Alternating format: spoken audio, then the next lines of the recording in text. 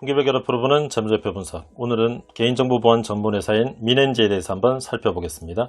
먼저 간략한 회사의 개요를 보겠습니다. 민엔지는 2009년 3월에 설립이 되었고 2015년 6월에 코스닥 시장에 상장이 되었습니다.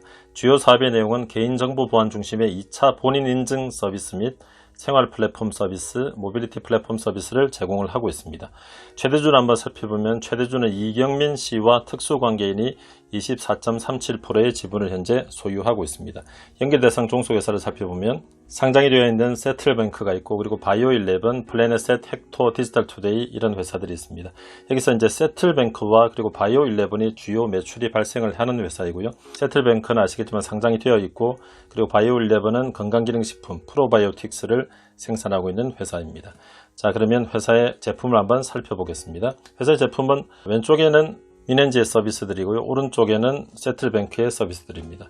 민엔지는 휴대폰 번호 도용 방지, 그리고 로그인 플러스, 간편결제 매니저, 주식투자 노트, 슈퍼스탁, 알파스탁, 그리고 티오르라는 신차가 나왔을 때 예약을 해서 탈 수 있는 시승 플랫폼, 그리고 개인 내정보 지킴이, 건강 지킴이 등이 있고요.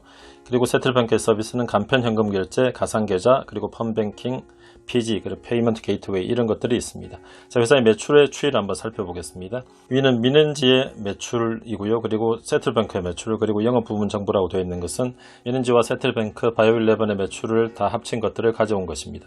자, 먼저 민엔지를 살펴보면 휴대폰 번호 도용 방지, 그리고 로그인 플러스, 휴대폰 간편 로그인, 주식 투자 노트, 기타 부문 이렇게 나눌 수가 있고, 휴대폰 번호 도용 방지가 20.4%의 매출 비율, 그리고 로그인 플러스가 24.6%, 그리고 휴대폰 간편 로그인은 19%, 그리고 주식 투자 노트가 6.6%, 그리고 기타 부분이 29.4% 제법 큰 비중을 차지하고 있습니다. 그래서 2019년부터의 추이들을 한번 살펴보면 2019년, 2020년, 그리고 2021년 1분기에 매출을 부문별로 나타내놨는데요.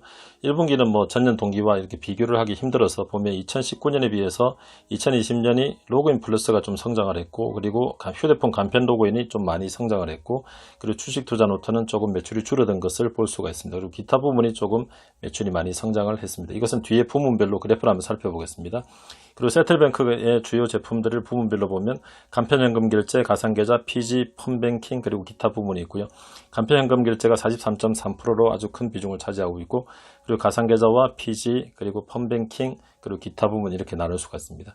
그리고 세틀뱅크, 민엔지, 바이오11 모든 것을 합친 매출액 추이를 보면 민엔지를 대표하는 모바일 부가 서비스가 34.3%의 매출, 그리고 가상계좌 서비스라고 되어 있는 세틀뱅크 전체의 매출이 43.3%, 그리고 바이오11의 매출이 21.3%의 매출을 차지를 하고 있습니다. 연결 손익계산서상의 매출의 비중들을 말씀드리는 거고요. 여기서 세틀뱅크의 매출이 가장 크긴 하지만 OPM, 이번 1분기의 OPM 영업이익률을 나타낸 것을 보면 민엔지의 OPM이 30.6%, 그리고 세틀뱅크가 11%, 그리고 바이오11 쪽이 8.2%의 영업이익률을 나타내고 있습니다. 합쳐서 17.1%의 영업이익률이 나타나는데요. 결국은 민엔지의 이익률이 가장 좋고, 그리고 세틀뱅크, 그리고 바이오11 프로바이오틱스 이익률이 8.2% 정도를 차지하고 있습니다. 그래서 바이오11의 이익률이 좀 낮고, 그리고 세틀뱅크도 전체 평균 이익률보다는 좀 낮게 반영이 되어 있어서 이 두 자회사가 연결 손익계산서에서는 이익을 조금 적게 발생을 시키는 회사들인 것을 알 수가 있습니다. 자, 회사의 부문별로 매출을 한번 그래프로 나타내 보았습니다. 푸른색 계통이 세틀뱅크의 매출이고요. 그리고 민엔지가 붉은색 계통의 매출, 그리고 바이오11이 이렇게 나타내고 있습니다. 자, 전체로 보시면 세틀뱅크의 전체 매출도 꾸준히 증가를 하는 것을 아실 수가 있고, 민엔지의 합계 매출도 크진 않지만 꾸준히 증가를 하고 있는 것을 보실 수가 있습니다. 그래서 민엔지 쪽이 붉은색 계통인데, 민엔지 쪽에서 성장을 하는 부분은 이 빨간색인 휴대폰 간편 로그인 쪽이 꾸준히 성장을 하고 있고, 회사의 매출 구조가 꾸준히 회원의 회비가 1,100원씩의 매출이 발생을 하는 구조로 되어 있기 때문에 이것이 꾸준히 가입 고객이 늘면서 매출이 증가를 하고 있는 것을 보실 수가 있습니다. 그리고 휴대폰 번호 도용 방지 쪽은 조금씩 매출이 줄어드는 것을 보실 수가 있고, 로그인 플러스 쪽은 조금씩 매출이 정체되어 있는 것을 살펴보실 수가 있습니다. 그리고 민엔지 쪽의 부문들을 보시면 가장 큰 부분이 간편현금 결제, 아까 말씀드렸듯이, 그리고 가상계좌 부분, 이 부분이 매출이 큰 부분이 발생을 하고 있고요. 크게 증가하는 것을 볼 PG, 그러니까 녹색으로 되어 있는 PG 쪽이 분기마다 매출이 큰 폭으로 증가를 하고 있습니다. 이것은 코로나로 인해서 온라인 매출이 점점 증가를 하면서 많은 부분이 증가를 했고요. PG 부분에 있어서 시장 점유율은 그렇게 크지 않지만 전체적으로 시장이 커지다 보니까 PG 부분 매출이 많이 증가를 한 것을 보실 수가 있고, 그리고 노란색인 민엔지 기타 부분은 아까 있지만 내정보지킴이, 건강지킴이 이런 부분들, 티오르 이런 부분들의 매출이 점점 성장을 해서 미넨지 쪽에서는 기타 부분이 많이 매출이 성장을 하고 있는 것을 보실 수가 있고, 올 1분기에 매출이 많이 증가를 했는데 이 부분이 세틀뱅크의 기타 부분이 매출이 많이 증가를 했습니다. 여러가지 용역이라든 이런 부분이 1분기에 매출이 많이 증가를 해서 부문별로 매출을 살펴보면 그런 추이들을 살펴보실 수가 있습니다. 자, 그러면 상장 이후의 재무제표들의 그래프를 한번 살펴보도록 하겠습니다. 분기별로 나타낸 것이고요. 먼저 매출액과 영업이익입니다. 매출액, 영업이익. 매출액 보시면 전체적으로 한 번씩 점프를 하는 기간들을 보실 수가 있고, 이것은 2016년 4분기 때는 세틀뱅크 인수가 있었고, 그리고 2020년 2분기 때는 바이오11 건강기능식품의 자회사 인수가 있었습니다. 그래서 이 부분 때문에 매출이 조금씩 점프업을 하는 것을 보실 수가 있고, 영업이익은 조금씩 늘기는 했지만 회사가 새로운 회사를 인수를 한 것에 비해서는 영업이익의 증가폭이 그렇게 크지 않다는 것을 보실 수가 있고, 이번 2021년 1분기 매출이 가장 컸고, 그리고 이익도 사상 최고치 이익에 근접을 하고 있는 것을 보실 수가 있습니다.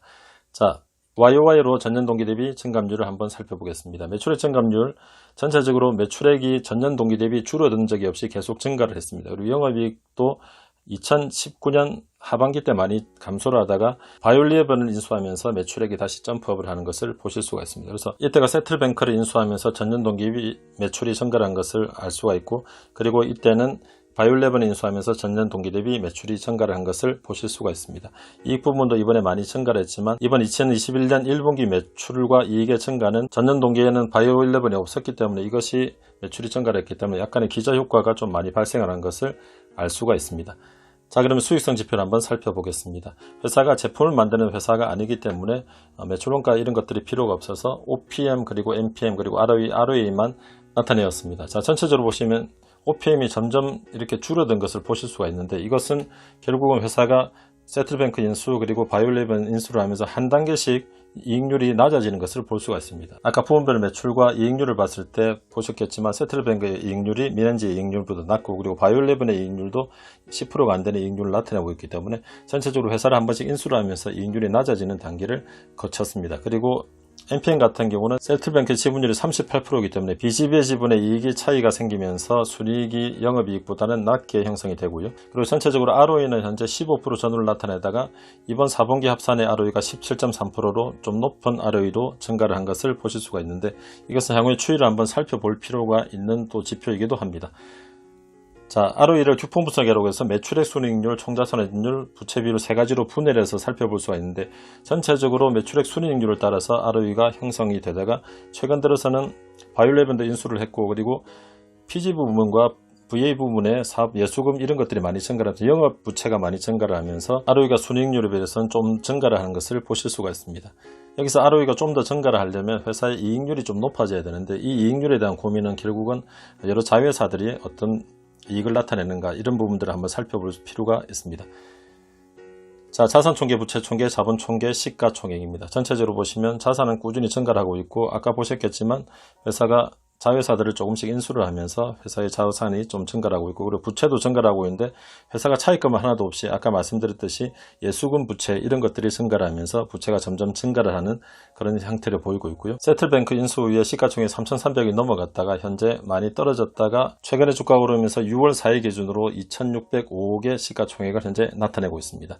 자, 이것을 밸류에이션 지표를 한번 살펴보겠습니다. PBR, PER 그리고 프리캐시플로우에 대한 시가총액인 PFCR을 한번 살펴보면 전체적으로 모든 지표들이 하향이 되었습니다. 그래서 시가총액이 낮아졌고, 그리고 회사의 이익은 그렇게 줄지 않고 조금씩 늘어났기 때문에 PBR 같은 경우도 한때 5 가까이 갔다가 현재 2까지 내려와 있는 상태고요. 그리고 PER 같은 경우도 안정적으로 내려와서 현재 12.1, 주가 좀 오르긴 했지만 12.1을 나타내고 있고, 그리고 PFCR 같은 경우는 현재 10과 5 사이를 왔다 갔다 하고 있고 6월 4일 종가 기준으로는 7.4를 나타내고 있습니다. 그래서 최근에 자유현금 흐름으로는 7.4년이 지나면 회사의 시가총액만큼을 살 수가 있다는 뜻이기 때문에 주가가 조금 저평가되어 있다고 PFCR 기준으로 볼 수가 있고, 그리고 PER 같은 경우도 회사의 ROE나 여러가지 수익성 지표로 보기에는 회사가 저평가되어 있다는 것으로 조금 볼 수가 있는 부분에 현재 지표를 나타내고 있습니다.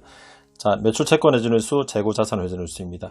늘 말씀드리지만 회사의 매출이 증가를 하고 이익이 증가를 하더라도 매출 채권 회전율 수가 많이 증가를 해서 나중에 이것을 충당금으로 쌓아서 이익을 갉아먹는다든지 재고 자산이 많이 쌓여서 나중에 채화 재고로 이걸 떨어버리면서 이걸 또 갉아먹는 현상이 발생을 할 수가 있는데, 현재 미넨지 같은 경우는 매출 채권 회전율이 꾸준히 줄어들어서 35일, 그리고 주로 서비스가 고객으로부터 일정 금액의 소액 결제를 계속 받는 그런 구조로 되어 있기 때문에 회사의 매출 채권 회전율 35일로 아주 양호한 수준으로 현재 형성이 되어 있고, 예전보다 더 많이 줄어서 현금 흐름이, 영업 현금 흐름이 더 좋은 상황으로 아마 발생을 하고 있을 것 같고요. 그리고 재고 자산 회전율은 23일이기 때문에 전체 회사의 규모에 비해서는 아주 작게 형성이 되지만, 이 재고는 앞에 나오는 바이오11 자회사의 재고입니다. 그래서 바이오11 자회사의 재고가 작년에 매출이 400억 정도인데 현재 재고가 한 120일 정도이기 때문에 바이오11 자체만의 재고로는 좀 재고 자산 회전율이 상당히 높은 편입니다. 그래서 석 달이 넘어가는 것을 나타내고 있기 때문에 현재 회사의 수익성이라든지 여러가지 부분에 있어서